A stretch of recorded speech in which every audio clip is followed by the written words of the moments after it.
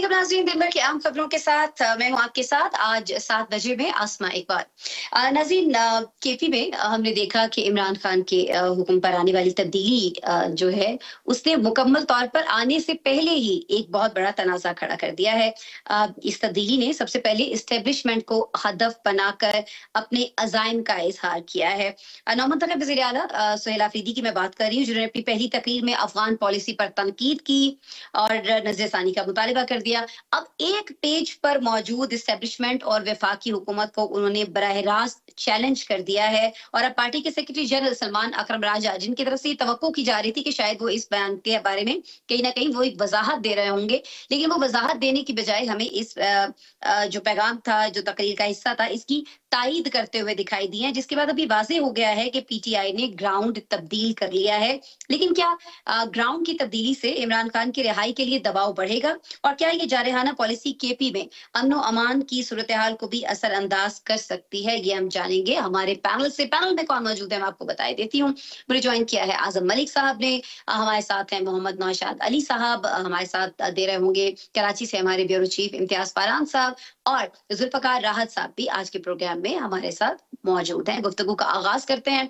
आजम मलिक, मुझे बताइएगा कि बहुत सारी जगहों पर ये सोचा जा रहा था कि अब तो पीटीआई को कहीं ना कहीं मुफाहमत की तरफ आने की जरूरत है।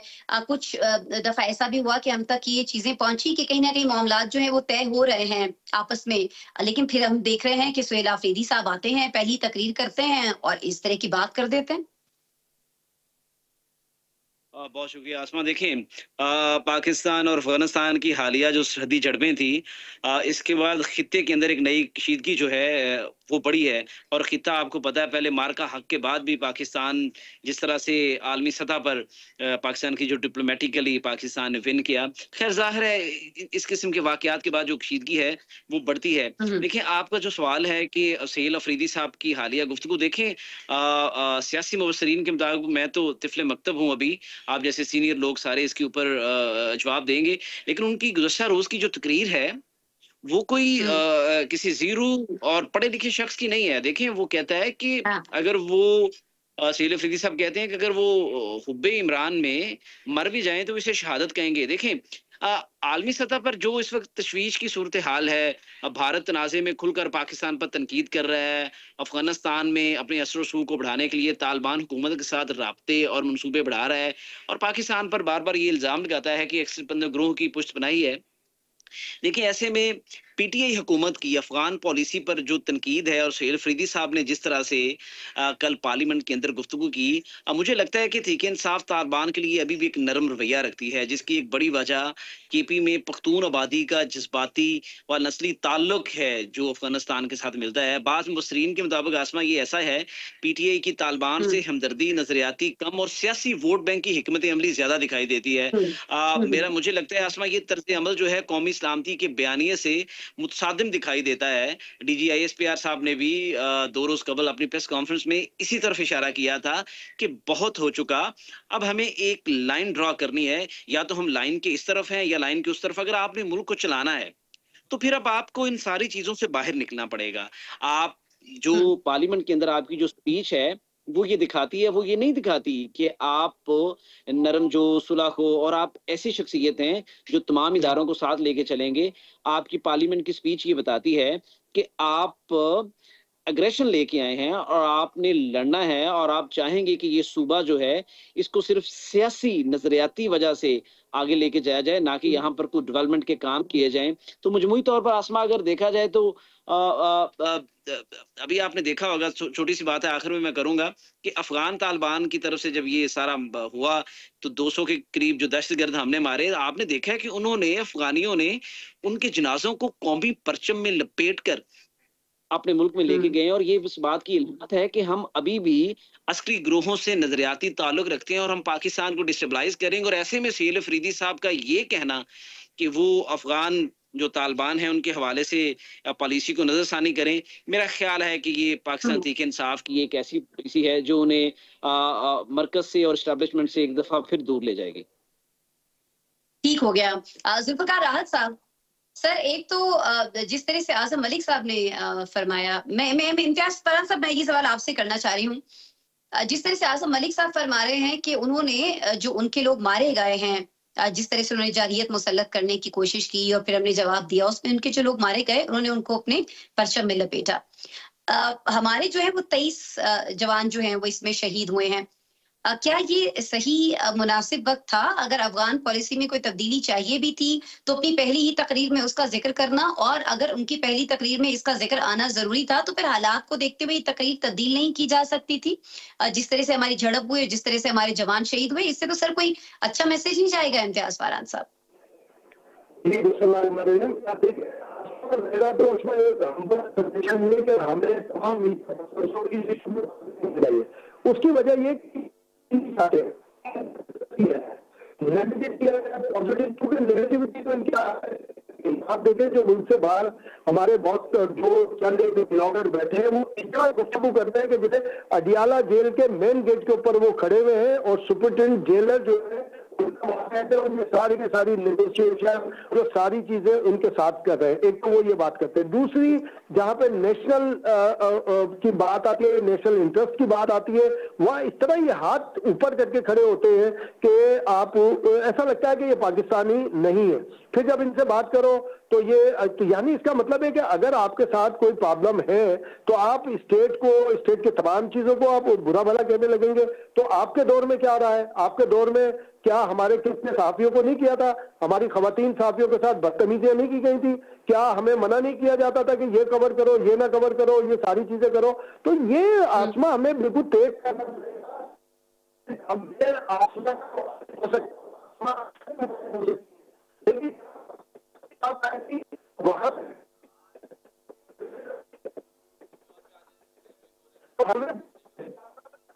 इम्तियाज साहब, आपकी आवाज हम नहीं सुन पा रहे हैं। मोहम्मद नौशाद अली साहब, वक्त मुनासिब नहीं था।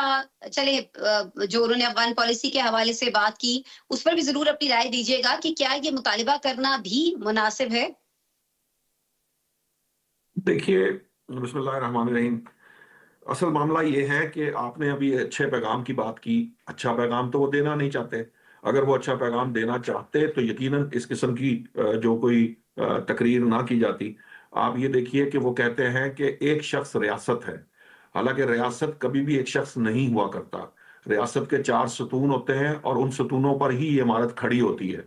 असल मामला ये है कि मैं ये समझता हूँ कि अभी शायद वो बहुत सियासत की अभी जो है ना वो उनको अभी वो नाबल्द हैं सियासत से। अभी वो सिर्फ ऑर्डर्स ओबे कर रहे हैं। जो उन्हें कहा गया, जिस किस्म की तकरीर लिखकर दी गई, वो उन्होंने वहां पर पढ़कर सुना दी। मकसद उसका क्या था? मैंने कल भी आपसे ये अर्ज की थी कि ये टाइमिंग बड़ी अहम है। ऐसे वक्त में जब आप भारत के साथ वो, अगर आप भारत की तरफ से आप गुफ्तगू सुने तो वो उसका ऑपरेशन सिंदूर चल रहा है।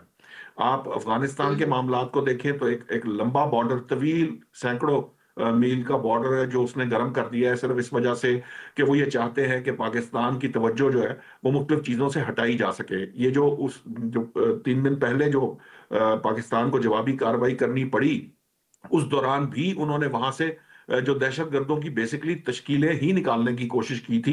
क्योंकि पाकिस्तान जो है उसने एक फैसला कर लिया है कि वो किसी किस्म की दहशतगर्दी की जो इजाजत है वो नहीं देगा। अब ये जो मामला है, अब ये जो पॉलिसी है पाकिस्तान तहरीक इंसाफ की कि वो दहशतगर्दों से बातचीत करना चाहते हैं, ये एक्चुअली मुतसादिम है रियासत की पॉलिसी से। जो इस वक्त हुकूमत और रियासत की पॉलिसी है, ये उससे मुतसादिम है।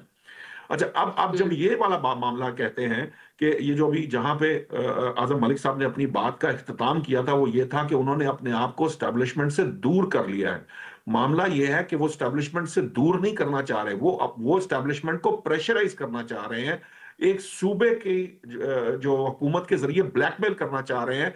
ये उन्होंने पहले भी करने की कोशिश की। और अगर फर्ज कीजिए कोई ये समझता है कि सुहेल अफरीदी साहब जो हैं वो कुछ ज्यादा जारे आदमी है अली अमीन गंडापुर साहब से, तो उनकी खाम ख्याली है। सोहेल अफरीदी तो उनके मुकाबले में शायद बच्चे हैं। जो अली अमीन गंडापुर है वो इससे कहीं ज्यादा जारे मिजाज भी रखते हैं और इससे ज्यादा जो है ना वो अपने रिसोर्सेज भी रखते हैं जिनको वो मोबिलाइज कर सकते हैं सोहेल अफरीदी की जगह। तो ये जो मकसद है, इस मकसद का सिर्फ और सिर्फ ये इस वक्त ये जो ववेला है, इसका मकसद ये है कि इस मामले पे एक्चुअली तालिबान की या दहशत गर्दों को इस्तेमाल करके सारे का सारा पर्पस सिर्फ एक है। पाकिस्तान तहरीक इंसाफ कि हर मामले का, चाहे वो ये जो अभी दीनी जमात एक सड़कों पे गुंडागर्दी कर रही थी, उसकी हिमायत करना भी हो, तो उसका मकसद और सिर्फ एक है कि उसका पर्पस ये है कि वो बानी तरीके इंसाफ को रिहा करा सके। इस एक मकसद के पीछे हर चीज फॉर्म होती। इसी वजह से ये आपको इस किस्म के फैसले नजर आते हैं कि जब उस सूबे के अंदर जहां बहुत जीरक सियासतदान मौजूद हों, जहां पे बहुत जिन्हें सियासत की जो जैसे कह लीजिए कि बड़ा तस्वर किया जाता, उनकी मौजूदगी में एक बहुत यंगस्टर को सामने लाने का मकसद सिर्फ और सिर्फ इतना है कि उससे पपेट की तरह काम किया जाए। ये भी बिल्कुल वैसी ही चॉइस है जैसी उस्मान बुज़दार थे, और ये उतना ही डिलीवर करेंगे जितना उस्मान बुज़दार ने डिलीवर किया था। और इनके जो नताइज हैं वो नुकसानदेह तो हो सकते हैं पाकिस्तान तरीके इंसाफ के लिए, लेकिन वो किसी सूरत पाकिस्तान तरीके इंसाफ की जो सियासी करियर है या सियासी बेहतरी है, वो किसी सूरत नहीं आएगी। जहां तक डयाला जेल में बैठे हुए शख्स की कहानी है, वो इस तरह से रिहाई उसकी अब मुमकिन नहीं है। चाहे वो कुछ भी कर लें, वो ये नहीं कर पाएंगे। ठीक हो गया। आप ये समझते हैं कि वो मुख्तलिफ हरबे जो हैं वो इख्तियार कर रहे हैं, लेकिन आपको नहीं लगता है कि इनमें से कोई भी चीज जो है वो उनके काम आने वाली है? वो अभी जेल ही में रहेंगे। और जिस तरह से बहुत सारी जगहों पर ये बात की जा रही है कि अली अमीन गंडापुर ने उनको जाकर बता दिया था कि जी अभी तो अगले आइंदा 2 साल तक आपकी रिहाई जो है मुमकिन दिखाई नहीं देती है। इम्तियाज फरहान साहब, सभी लोग तकरीबन ये बात करते दिखाई देते हैं कि इमरान खान ने जो गंडापुर को हटाया है, सुहेल आफरीदी को वो लेकर आए हैं, तो उनका मकसद सिर्फ और सिर्फ एक है कि मज़ाहमत जो है वो तेज की जाए ताकि उनकी जो रिहाई है वो किसी तौर अमल में आ सके। और इसका अमली सबूत हमने ये देखा कि सुहेल आफरीदी ने आते ही जो बात की है वो अफगान पॉलिसी पर नजरसानी की बात की है। सर, क्या नजरसानी पीटीआई चाह रही है? क्या इनसे मुज़ाकरात किए जाए? क्या हमने पहले मुज़ाकरात करके नहीं देखे हैं?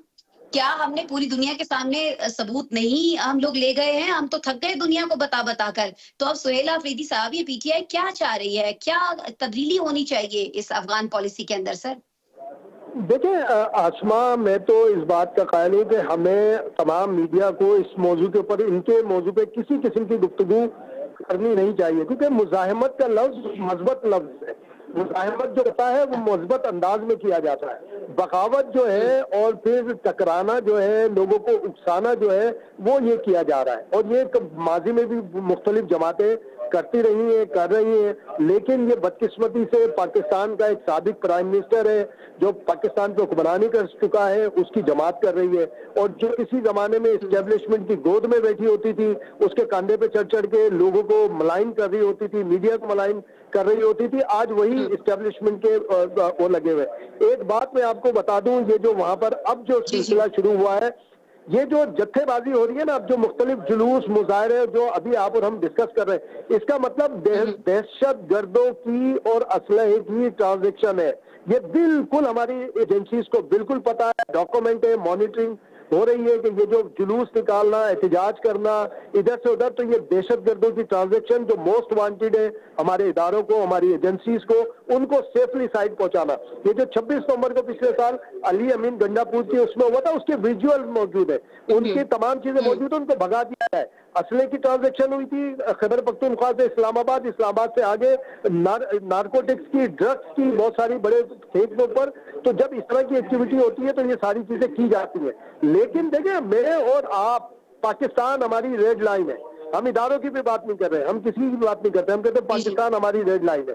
पाकिस्तान के हवाले से हमारे ये मकबूजा कश्मीर में जाए ना, सलाम है उन मकबूजा कश्मीर के मुसलमानों को कि वो उनका कोई हुर्रियत पसंद शहीद होता है तो पाकिस्तान के परचम में वो दफनाते हैं, सलूट करते हैं, पाकिस्तान का तराना गाते हैं। और जो भी मुजाहरे होते हैं, पाकिस्तान जिंदाबाद, पाकिस्तान जिंदाबाद के नारे लगाते हैं। ये पाकिस्तान में रहते हुए इस तरह बातें कर रहे हैं। आपको इदारे से हो सकता है इख्तिलाफ, आपको इदारे की किसी भी पर्सनालिटी से होता है। मैं कहता हूँ फील्ड मार्शल से आपका इख्तिलाफ है, प्राइम मिनिस्टर से आपका इख्तिलाफ है, जिससे भी इख्तिलाफ, उसकी बात करें ना। आप इदारों और स्टेट को पाकिस्तान के हवाले से बात करेंगे तो ये तो अजीब मजे का खेल बात हो गई है कि हम उसके ऊपर डिस्कस भी करते हैं सारी चीजें। अब वो सुहेल आफरीदी जो नौशाद भाई बात कर रहे थे ना, अली अमीन गंडापुर के अशीर नहीं है, तकरीर करना चीज होती है। आप भी तकरीर साथी का कोई मसला, जहाँ पर हमारी बातचीत शुरू हो जाती है, हमारी लीडरशिप हमें कहती है, हम बिल्कुल उसको दूसरे अंदाज में चले जाते हैं। अब वहाँ पे कहना कि यही सब कुछ होगा, तो ऐसा नहीं है। पाकिस्तान के लिए जीना मरना है, शख्सियात आती जाती रहती है, पाकिस्तान की कोई पाकिस्तान के लिए जीना मरना है। और बिल्कुल हमने अभी कल ही अपने 23 जवानों की जो शहादतें हैं वो हमने झेली हैं, उनकी फैमिलीज अभी तक सदमे में हैं। और ऐसे में एक वजीर आला उठकर इस तरह से बात कर रहे हैं, जाहिर है कि इस पर तनकीद तो हो रही होगी। आप क्या कहते हैं जुल्फकार राज साहब की, ठीक है अगर आपको इस पॉलिसी में तब्दीली चाहिए भी थी तो थोड़ा सा और कुछ इंतजार कर लिया जाता, उसके बाद इसको डिस्कस किया जाता? मेरा ख्याल है कि अभी तो चीफ मिनिस्टर कंफर्म भी नहीं हुए, अभी तो हालत होना बाकी है और अभी कोर्ट के अंदर केस भी है, तो अभी जाहिर है इतना जज्बाती हमको नहीं होना चाहिए, सोच समझ के आगे बढ़ना चाहिए। लेकिन एक चीज की मुझे नहीं समझ आ रही कि एक एक्सपोर्ट का पड़ा हुआ कप्तान जो है तो वो जब सिलेक्ट करता है एक 62% ऑफ पाकिस्तान के सूबे के लिए एक चीफ मिनिस्टर को, तो वो उस्मान बुखार को करता है और मेरिट लिस्ट करता है कि गरीब आदमी है, इसके तो घर में बिजली भी नहीं है और पढ़ा लिखा भी नहीं है, और उसको 62% ऑफ पाकिस्तान का सबसे बड़ा सूबा उसके स्कूल कर दिया जाता है। और फिर वो ऐसी हरकतें करता है कि वो तारीख के अंदर महफूज है और आज वो उस्मान बुखार नजर नहीं आता। फिर केपी के सूबा रह जाता है और केपी के सूबे के अंदर उनको अली गंडापुर साहब नजर आते हैं और दूसरी टर्म है उनकी भी, और वो भी ऐसी अजीबोगरीब हरकतें करते हैं कि आज वो भी मशकूक हैं और वो भी कहते हैं भी कि कॉम्प्रोमाइज हो गए हैं और खान के बयानिए के साथ वो नहीं चल रहे। फिर तीसरी दफा मौका मिलता है तो शेल अफरीदी साहब एक वर्कर को वो ले आते हैं। मैं जाती कैपेसिटी इनकी क्या है नहीं है, आने वाले दिनों में ये अच्छे चीफ मिनिस्टर बनते साबित करेंगे ये नहीं करेंगे, ये वक्त बताएगा। लेकिन अभी तीनों सिलेक्शन की अगर बात कर लूँ तो मुझे बड़ी मायूसी होती है कि एक एक्सपोर्ट का पढ़ा लिखा शख्स जो है वो पढ़े लिखे लोगों को छोड़ के, मेरिट के लोगों को छोड़ के, बहुत बेहतर क्वालिफाइड लोगों को छोड़ के, एक्सपीरियंस लोगों को छोड़ के इस तरह के बच्चे जमूरों को क्यों लेके आता है और उनके जरिए वो क्या करवाना चाहता है।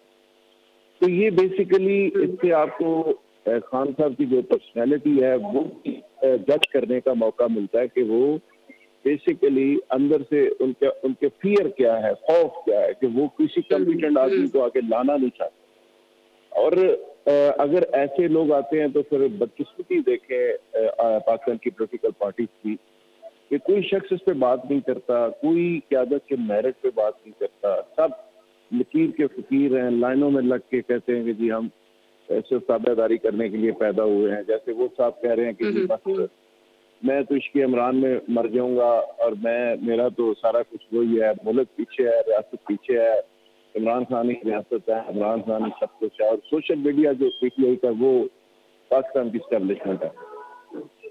ये सोच और ये अप्रोच जो है ये लगभग सारी पार्टियों में चल रही है बदकिस्मती से, यानी सियासी जमातों को प्राइवेट लिमिटेड कंपनीज की तरफ से चलाया जा रहा है। ना इसका कोई सोच है, ना कोई नजरिया है, ना कोई प्लान है। पूरी दुनिया के अंदर डिबेट होती है इश्यूज के ऊपर, पूरी दुनिया के अंदर लीडरशिप के हवाले से कोई प्राइम मिनिस्टर बनता है वो सबसे ज्यादा टाइम लेता है अपनी टीम बनाने के लिए। एक ब्यूरोक्रेटिक टीम होती है, एक पॉलिटिकल टीम होती है। लेकिन हमारे यहाँ ये बच्चे जमूरे पता नहीं कहाँ से निकाल के ले आते हैं, फिर इनकी ट्रेनिंग शुरू हो जाती है हमारे पैसों पे, हमारे टैक्सों पे। तो ये इतनी बड़ी बदकिस्मती है बीइंग पाकिस्तानी। मुझे तो वैसे ही शर्म आती है कि मैं इन लीडरशिप को जब देखता हूँ कि ये लीडरशिप को इस मुल्क के साथ यानी आप तमाम लोग ये समझते हैं कि अफगान पॉलिसी के बारे में बात करना और फिर खास तौर पर इस मौके पर बात करना मुनासिब नहीं था। एक और चीज जो मुनासिब नहीं समझी जा रही है नाज़रीन पाकिस्तान तहरीक इंसाफ की जानिब से, वो ये है कि जिस तरह से अफगानिस्तान ने हमारी मुख्तलिफ चौकियों के ऊपर हमला किया, हमारे जवानों को शहीद किया, गोके हमने बड़ा जबरदस्त उसका जवाब दिया और फिर वो नाशियां उठाते फिरते थे और सफेद परचम लहराते फिरते थे और दूसरे ममालिक को इंटरवीन करने के लिए मिन्नतें करते हमें दिखाई दिए। वो सारी चीजें अपनी जगह पर, लेकिन पाकिस्तान के अंदर एक सवाल बहुत ज्यादा उठाया जा रहा है पीटीआई के लिए, और वो सवाल ये है कि जी इस हमले की मजम्मत क्यों नहीं की गई है। जहां पीटीआई के ऊपर ये इल्जाम लगता है कि वो इजराइल की जो जारहियत है गजा के ऊपर उसको कभी डायरेक्टली एड्रेस नहीं कर रही होती है, उस पर बात नहीं कर रही होती है। इसी तरह से अभी भी ये इल्जाम लगाया जा रहा है कि क्यों पीटीआई जो है वो इस मामले पर बात नहीं कर रही है, इसके पीछे वजूहात क्या है, बहुत सारे लोग इसको डिस्कस कर रहे हैं। वो क्या वजूहात है, लोगों के इल्जामात क्या है और क्या पीटीआई के पास इसका कोई जवाब होगा, ये जानने की कोशिश करेंगे हमारे पैनल से एक ब्रेक के बाद।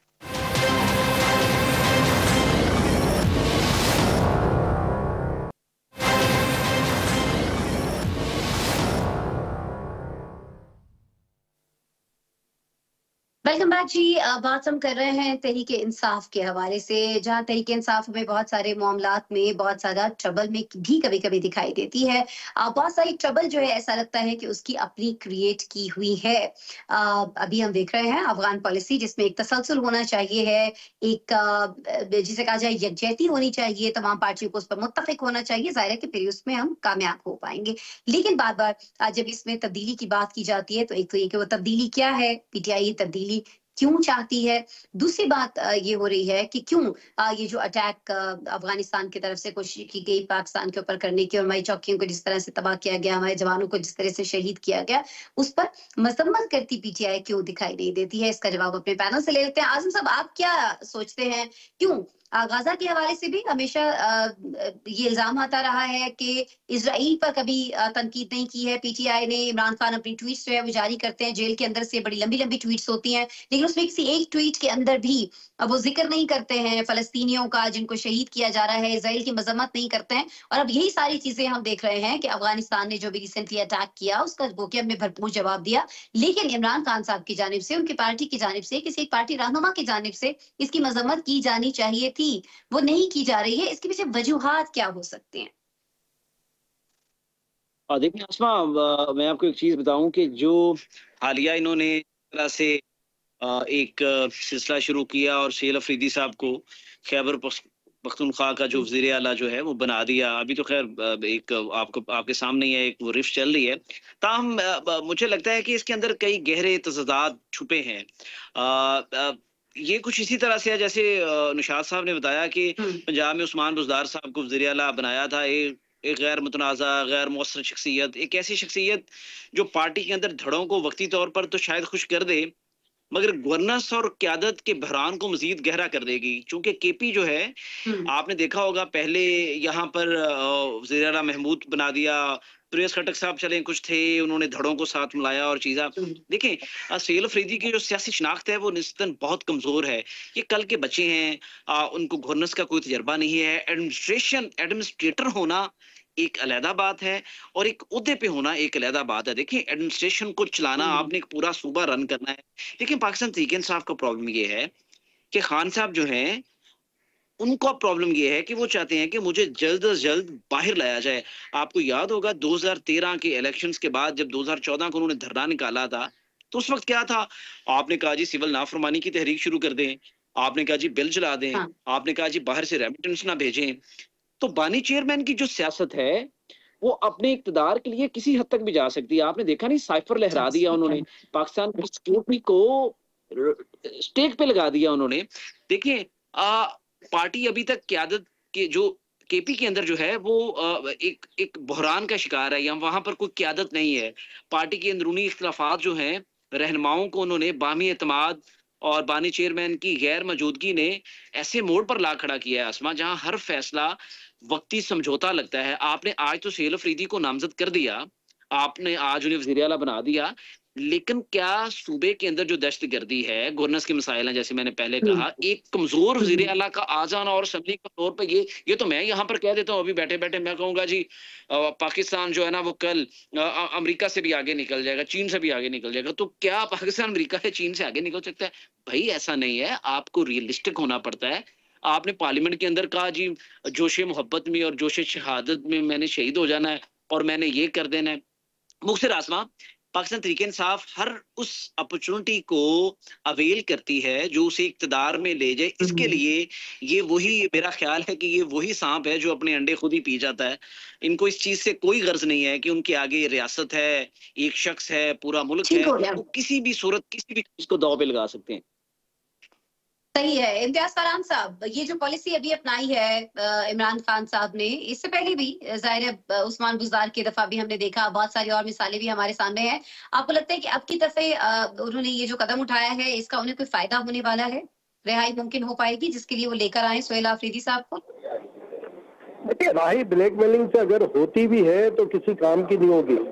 मैं तो जाती तौर पर ये कहता हूँ कि जितने अंदर बैठे हुए मजबूत हैं, बाहर निकल के कमजोर नहीं होंगे। कुछ मेरे इदारों से भी शिकवा है, ये बीआरटी की तहकीकात क्यों नहीं करते? कोहिस्तान स्कैंडल कहाँ चला गया?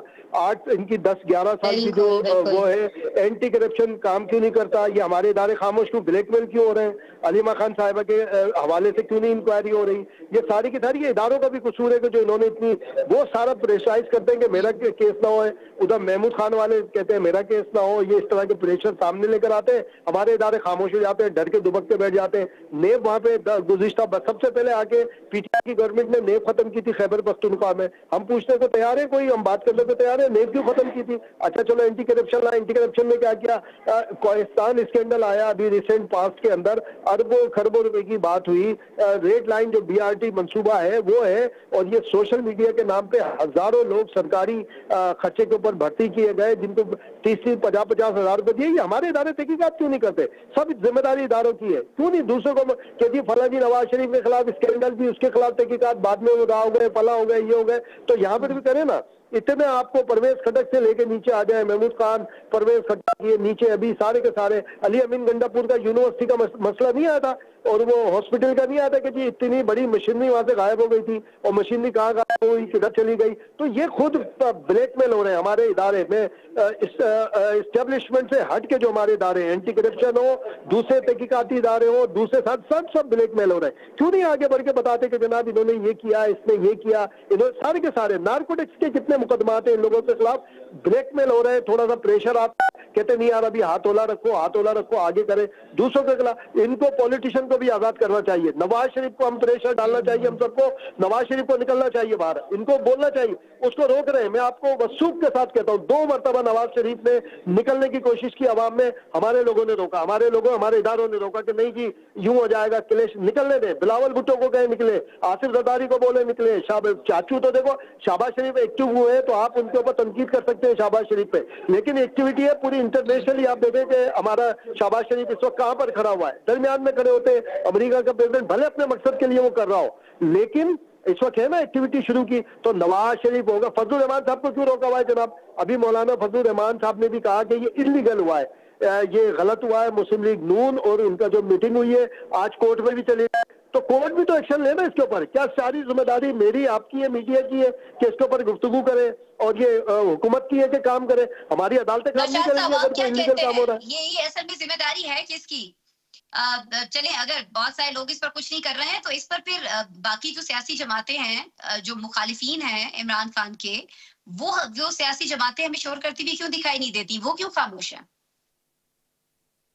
देखिए, पहली जिम्मेदारी तो आवाम की है। अगर मुझसे आप पूछें ये बात से शायद आप अग्री ना करें, लेकिन मेरे नजदीक ये जिम्मेदारी आवाम की है। हमारे अवाम को अब बाशऊर होना चाहिए। अब उनके सामने इतनी ऑप्शन सोशल मीडिया और मीडिया के जरिए और ये रोजाना की जो बहस व तमहीस है, ये उनके सामने हो रही होती है। हमें ये बातें समझना पड़ेंगी कि हमें सियासतदानों को किस बुनियादों पर जांचना है। क्या सियासतदान सिर्फ ये जो बढ़के मार के या मेरी जो ख्वाहिश है उसको बयान करके मेरा वोट लेगा, या मेरी सहूलतकारी करके या मुझे फैसिलिटेट करके वोट लेगा?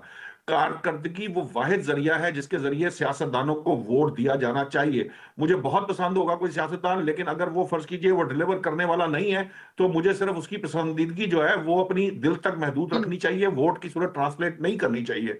वोट सिर्फ उसको देना चाहिए जो काम करता है, काम करके जो है ना लोगों के मसाइल हल करता है। अब ये जो मामला है कि जी दूसरी सियासी जमातों को निकलना चाहिए, देखिए ये कलेक्टिव जिम्मेदारी तो यकीनन हर वक्त मौजूद रहती है। इसमें उन इदारों की भी जिम्मेदारी है। अभी जिस तरह जुल्फकार राहत साहब एक प्राइवेट लिमिटेड कंपनियों का जिक्र कर रहे हैं, मैं अमूमन एक जो पब्लिक लिमिटेड कंपनी का भी जिक्र करता हूं, उसकी भी उतनी ही जिम्मेदारी है। फिर अभी ये जो फरहान साहब ने जिन इदारों की बात की है, जो रहते वक्त बात नहीं करते, जो सीएम के होते उसके हाथ नहीं पकड़ते या उस वक्त उसके बारे में बात नहीं करते, जब वो चला जाता है तो वहां पे फाइलें खोल के बैठ जाते हैं। क्यों?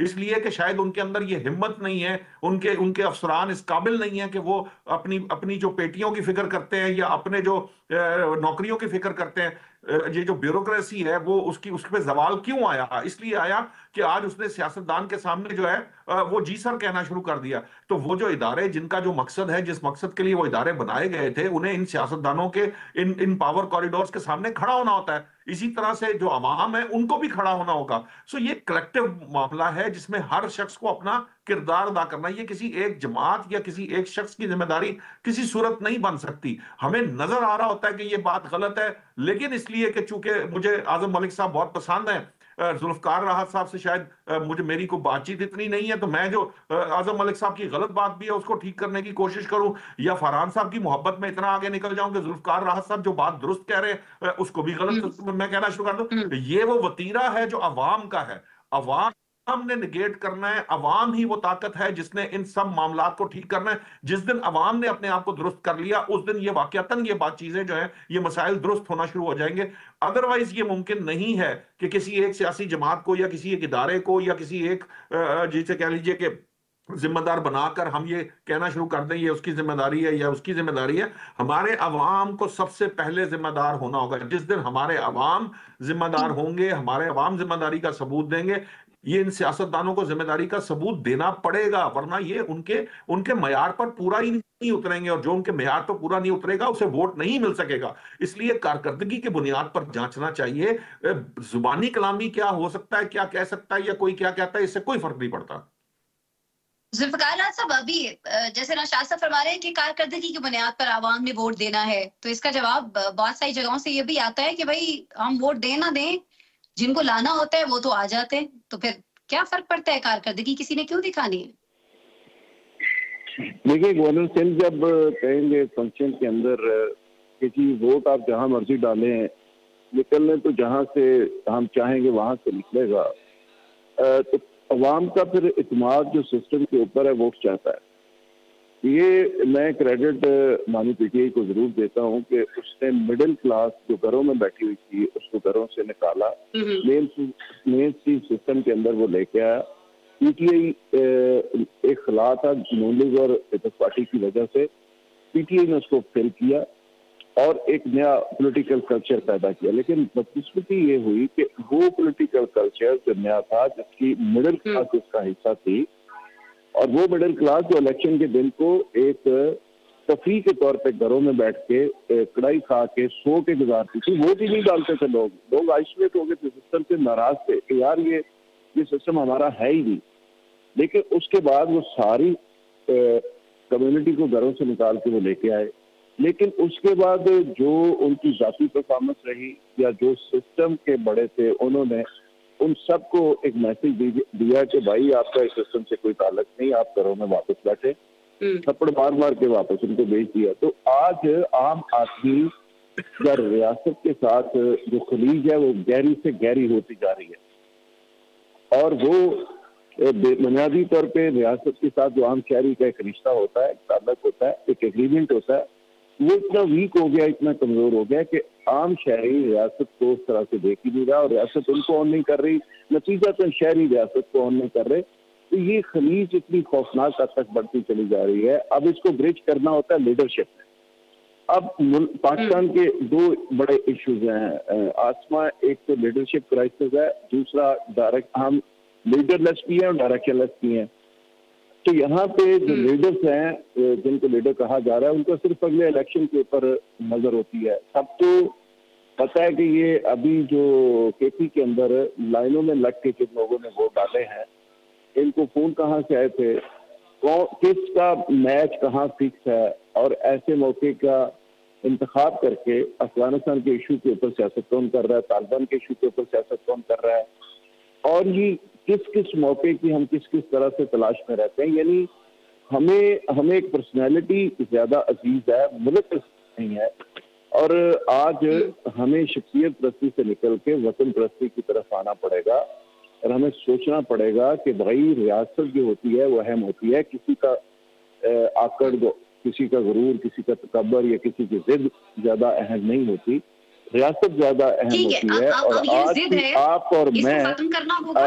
जब फख्र करते हैं तो अब पाकिस्तान पहले के ही इस बहुत ज्यादा पासपोर्ट देर के हो ऊपर, चुकी है बहुत इस सारे शनाख्ती मामलात कार्ड के में, ऊपर और अब फख्र हमारे करते पास बिल्कुल भी वक्त नहीं है कि हम उसको अपनी हठधर्मी में या अपनी जिद में बहुत सारे मामलात जो हैं वो उनको मजीद खराब कर रहे हों। और खास तौर पर जहां मामला आता है कौमी सलामती का, तो वहां पर तो बिल्कुल भी इस तरह की चीजें जो हैं वो एक्सेप्टेबल नहीं है और नहीं एक्सेप्टेबल होनी चाहिए है। नाज़रीन, प्रोग्राम में एक ब्रेक शामिल करते हैं। ब्रेक के बाद ज़ाहिर मिस्र के शहर शर्म अश-शेख से एक ऐसी खबर आई जिसका मुझे आपको बहुत अरसे से इंतजार था, और जिसका इंतजार करते करते जिसकी खातिर 67,000 जो अफराद हैं वो फ़लस्तीन के अंदर अपनी जानों से चले गए, हाथ धो बैठे। उसमें बच्चे भी थे, ख्वातीन भी थी, बुजुर्ग भी थे। 67,000 से वो लोग हैं जिनकी नाशें मिल गई। बहुत से लोगों के बारे में भी ये खदशा जाहिर किया जा रहा है कि उनके नाशे जो हैं वो मलबे तले हैं।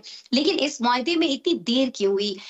इसकी जिम्मेदारी भी तो किसी पर आयद होनी चाहिए। वो कौन है? और अभी जो मुआहदा हुआ है, क्या इसमें कुछ चीजें जो है वो बहुत क्लियर हैं? क्योंकि बहुत सारे लोग अभी कहते हमें दिखते हैं कि इसमें क्लैरिटी नहीं है बहुत सारे मामलात पर। तो फिर ये ना हो कि खुदा न खास्ता दोबारा से सिचुएशन जो है वो कॉन्फ्लिक्ट की तरफ जा रही हो। इसको डिस्कस कर लेते हैं ब्रेक के बाद।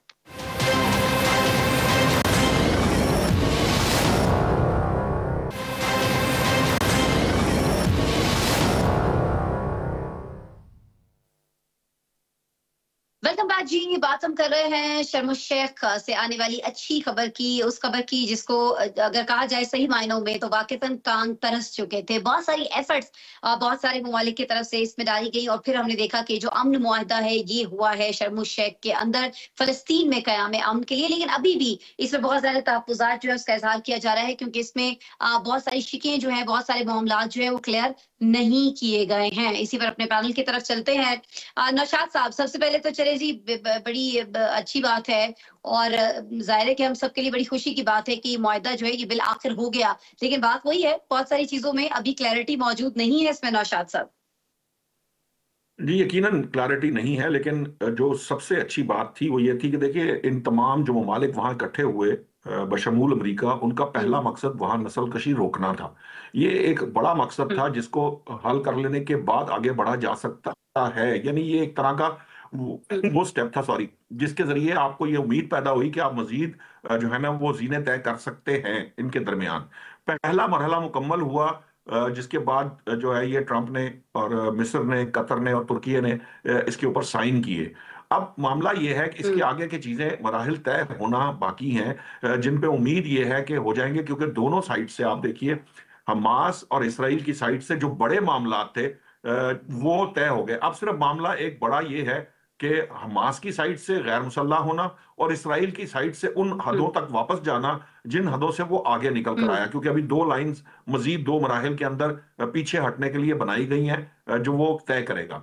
इसके बाद जो असल मसला है वो है फलस्तीनी अलहदा रियासत के क़याम के ऊपर क्या गुफ्तगू होती है। देखिए, जो ट्रंप साहब हैं या इसराइल है वो तो इसके हक में नहीं है, लेकिन जो बाकी इस वक्त दीगर नेशंस हैं, आप जानते हैं कि 150 ममालिक फलस्तीन को तस्लीम कर चुके हैं, और फिर वहां से किरदार शुरू होगा, क्योंकि जंगबंदी वाला मामला तो हमने देखा कि वहां यूनाइटेड नेशंस जो है उसकी सिक्योरिटी काउंसिल भी, और वीटो का जो किरदार है वो अमेरिका ने बदतरीन तरीके से इस्तेमाल करते हुए उसकी किसी भी करारदाद को पास नहीं होने दिया। लेकिन ये जो अब मामला है अलहदा रियासत वाला, जो गिनती के चंद लोग हैं वो अगर हमास गैर मुसल्लह हो जाती है और वहां एक सेटअप मौजूद हो इंटरनेशनल, तो फिर शायद मैं समझता हूं कि इजराइल की इसके अंदर कोई लॉजिक नहीं है कि वो इस फलस्तीन को अलहदा रियासत ना बनने दे।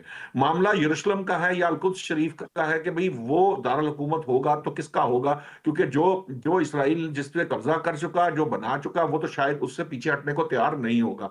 तो बहरहाल हमें कुछ अरसे के लिए मुसलमान ममालिक को, ये जो हमारे सामने इस सारे मामले के अंदर एक सबक भी है, और वो सबक ये है कि ट्रंप ने कल जब ये कहा कि इसराइल ने बज़ौर ताकत ये जंग जीती है, यानी इसमें हमारे लिए सबक ये है कि मुसलमान ममालिक को तैयार रहना चाहिए और ताकत का वो लेवल इख्तियार करना चाहिए कि जहां दुश्मन जो है आप पर हमलावर होने से पहले 100 बार सोचे। चीन की ये जो स्ट्रेटेजी थी अपने अंदर जो है वो इस तरह से तरक्की करने की कि आपको की तरफ कोई आंख ना उठा सके, मुसलमान ममालिक को भी इस जो है ना रवैये के साथ आगे बढ़ना चाहिए, और आने वाली कुछ चंद दिहाइयां जो हैं अपने आप को तैयार करना चाहिए उस एक मामले के लिए, उस एक मार्के के लिए जो अल्टीमेटली फिर होना ही होना है। वो मार्का हक बातिल जो है वो लिखी पड़ी बात है कुरान पाक में, चूंकि उसका जिक्र ठीक मौजूद हो है और गया। ये हमारे इस्लामी तालीमात में मौजूद है, इसलिए उसको कोई रोक नहीं सकता हमारे ईमान के मुताबिक। तो हमें बेशक, उसके लिए तैयारी बेशक। करनी चाहिए। ये जो छोटे मोटे मामलात हैं इसको जो है ना इसकी तरफ अपने इनके उलझ के अपने बड़े मकासद को भूलना नहीं चाहिए। बिल्कुल जी, बड़े मकासद को भूलना नहीं चाहिए है। जब इस मुआहदे की हम बात करते हैं आज़म मलिक, तो बहुत अरसे से हमें इस मुआहदे की उम्मीद थी, लेकिन बहुत सारे हर्डल्स थे इसके अंदर। आप भी समझते हैं कि मुआहदा बहुत पहले हो सकता था और इसकी जिम्मेदारी अब किस पर आयद होती है, ये जो 67,000 के करीब अफराद अपनी जानों से गए? ज़ाहिर है आसमा, ये आलमी अमन के ऊपर, आलमी बरादरी के ऊपर, दुनिया की हाँ, ज़मीर के ऊपर एक बोझ हमेशा से रहेगा। बिल्कुल आलमी रहेगा। ज़मीर के ऊपर ये पहला बोझ नहीं है। आप बोस्निया को देख लें, आप कश्मीर को देख लें, आप रोहिंग्या में देख लें, बर्फ गिरती है तो बेचारे मुसलमानों के ऊपर। जब मुसलमानों का इशू आता है तो ये सारी बरादरी, आलमी बरादरी इकट्ठी हो जाती है और कीड़े मकोड़ों की तरह उनको कुचलने के लिए निकल पड़ती है। तो ज़ाहिर है इसका बोझ भी आलमी बरादरी के ज़मीर के ऊपर है और आज नहीं तो कल उनको इसका जवाब देना पड़ेगा। यही वजह है आसमा कि लाखों लोग यूरोप के अंदर, अमेरिका के अंदर, ऑस्ट्रेलिया के अंदर बाहर निकलते हैं और मुजाहरे करते हैं। आखिर इंसान है, ये कोई जानवर थोड़ी है जिन्हें इजराइल जो है वो भेड़ बकरियों की तरह काट रहा है। देखिए आसमा, जी, जी। जाहिर है इसका जवाब आज नहीं तो कल देना ही पड़ेगा। अगर हम इस मुआहदे की थोड़ी सी बात कर लें, देखें ये नो डाउट इसमें कोई दूसरी राय नहीं है कि ये एक बड़ा तारीखी अमन मुआहदा है। इस मुआहदे का बुनियादी मकसद आसमा गजा में जंग बंदी, कैदियों की रिहाई, इंसानी इमदाद की फराहमी और सबसे अहम 2 रियासती हल की राह हमवार करना है। इसराइल ने आर्जी तौर पर तो कार्रवाइयाँ रोकी और मुज़ाकराती अमल के अंदर शामिल हुआ और फ़लस्तीनी अथॉरिटी को अबूरी तौर पर गजा की जो जिम्मेदारी है वो सौंपी है। आसमा, अगर हम इसको दो इसके वो कर लें कि इसके फ़वाइद क्या हैं। जी, जी, देखिए प्लीज। इसके फ़वाइद ये हो सकते हैं कि सऊदी अरब और मिस्र इस मुआहदे को खित्ते में कशीदगी कम करने, इक़्तिसादी इस्तेहकाम की तरफ पहला कदम करार दे सकते हैं। अगर अमन है वो मुस्तहकम हुआ तो इसराइल, मिस्र और खलीजी ममालिक के दरमियान तवानाई, तिजारती राहदारियों के नए इम्कानात पैदा हो सकते हैं। वाशिंगटन और ब्रसेल्स इसे मशरिक़ वुस्ता में सफारती कामयाबी करार दे रहे हैं। खास तौर पर अमेरिकी इंतखाबात से पहले बाइडेन इंतज़ामिया ने भी ऐसी कोशिश की थी लेकिन वो कामयाब नहीं हुई। लेकिन ट्रम्प इंतज़ामिया के लिए एक मुस्बत पेशरफ समझी जाएगी आने वाले इलेक्शन में। आखिरी बात ये है आसमा, अगरचे ये अबूरी नौयत का मुआहदा है लेकिन पहली बार इसराइल को जंग बंदी पर मजबूर किया गया है, जो एक बड़ी सफारती कामयाबी है पूरी दुनिया के लिए और पाकिस्तान ने भी इसमें अपना रोल प्ले किया है। दूसरी तरफ उर्दन कह रहा हूँ, ईरान के असर को मतवाजन करने का मौका मिलेगा खित्ते के अंदर। और सफारती तौर पर मैं समझता हूँ कि अरब ममालिक को बेहतर जो है वो पोजीशन मिलेगी। इसको नटशट में अगर हम बंद कर दें तो ये अमन मुआहदा ठीक हो अगर गया। अमली सूरत इख्तियार कर लेता है तो मशक़ वुस्ता में जी, एक जी। नए सफारती दौर की शुरुआत हो सकती है। हाँ, लेकिन नौशाद साहब ने भी एक बड़ी खूबसूरत बात की कि इसका मतलब ये नहीं है कि अब हम बिल्कुल जो है वो सुकून से बैठ जाएं, आराम से बैठ जाएं। हमें आइंदा ऐसी किसी भी जारहियत के लिए, जंगों के लिए, ऐसे हालात के लिए हमेशा से तैयार रहना चाहिए है। इम्तियाज फरहान साहब, हमारी और सऊदी अरेबिया के दरमियान एक दिफाई मुआहदा हो जाता है और हम लोग जो है ज़ाहिर है कि उसको बहुत ज्यादा एक खुशाइन चीज, और हमारे पाकिस्तान की अगर हिस्ट्री में बात की जाए तो ऐसी बहुत बड़ी बड़ी खबरों में से जिसको कहा जा रहा था कि एक पाकिस्तान के लिए एक बहुत ही बड़ा संगे मील, एक पाकिस्तान के लिए बहुत ही बड़ी अचीवमेंट जो है ये इसको कहा जा रहा था। लेकिन उसके बाद ये बात हुई कि इसमें मजीद ममालिक जो है उनको भी शामिल किया जा सकता है और जो मुस्लिम ममालिक हैं उनका एक बड़ा इत्तेहाद जो है वो बनाया जा सकता है। तो कहीं ना कहीं इम्तियाज साहब, इस हवाले से कुछ पेशरफ्त आपको लगता है हो रही है? आप तक कुछ है इंफॉर्मेशन इस हवाले से सर? देखिए, इस एग्रीमेंट को इसराइल को बचाने के लिए हुआ है, कहीं कोई फलस्तीन का जिक्र नहीं है, कहीं भी कोई फलस्तीन के बेनिफिट में बात नहीं है। ये इसराइल को बचाने का मायदा है। आपने कहा कि ये ताखीर से हुआ है, मैं ये कहता हूँ ये बहुत जल्दी कर लिया मायदा, अभी नहीं होना चाहिए था। उसकी वजह यह है कि इसराइल और अमेरिका दोनों बहुत इकोनॉमिकली बड़े डिस्टर्ब हो गए थे, इकोनॉमिकली कलेक्शन की जानिब जा रहे थे। ईरान का इवेंट हुआ, ईरान ने भरपूर जवाब दिया और इतना जवाब दिया कि नेतन्याहू के अगेंस्ट एक लॉबी बहुत एक्टिव हो गई और इसके अगेंस्ट वहां पे एक्टिविटी शुरू हो गई, यरूशलेम में भी और पूरे इजराइल में अगर आप देखें तो। फिर जब कतर वाला इवेंट हुआ, कतर के इवेंट के फौरन बाद सऊदी अरब का एक ऐसा तारीखी मायदा हुआ, लोग उसको बड़ा स्वीपिंग स्टेटमेंट देते हैं कि पाकिस्तान और सऊदी अरब बैठा हुआ तो जनाब अमेरिका ही है, वहां पर अमेरिका के 36 अड्डे हैं, वहां पे 50,000 अमेरिका के मेरिन्स मौजूद हैं और ये है वो है। तो अगर ऐसे मौजूद थे, उनकी एक्सेस थी, तो ये पाकिस्तान और सऊदी अरब का मायदा कभी भी नहीं होता। जब ये सारी तेजी से डेवलपमेंट होने लगी तो आपने देखा कि विद इन मंथ ये सारी की सारी एक्टिविटी ट्रंप ने शुरू की, सबको एक साथ बिठाया। कभी हमें ये भी सोचना चाहिए कि मिस्र में बैठ के ये मायदा क्यों हुआ है, कतर में बैठ के क्यों नहीं हुआ, अक़वाम मुत्तहिदा में न्यूयॉर्क, वाशिंगटन डीसी के अंदर बैठ के क्यों नहीं हुआ? क्योंकि अल-सीसी नंबर 1 एजेंट है उनका। वहां पे सादात गवर्नमेंट को खत्म करके उसको लेकर आए।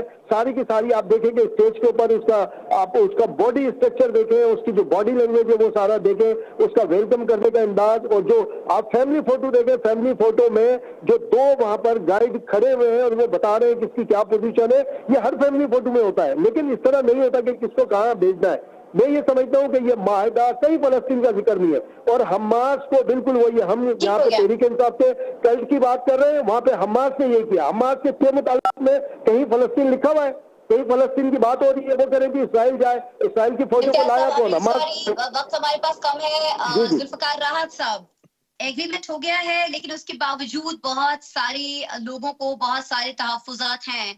आपको लगता है कि इस अमन मुआहदे के बाद ये सारे मामलात जो हैं ये बेहतर अंदाज में आगे बढ़ रहे होंगे, लोगों की अपने घरों को वापसी हो रही होगी, और इस दौरान कोई भी इस अमन मुआहदे से मुकर नहीं रहा होगा, फिर नहीं रहा होगा इससे?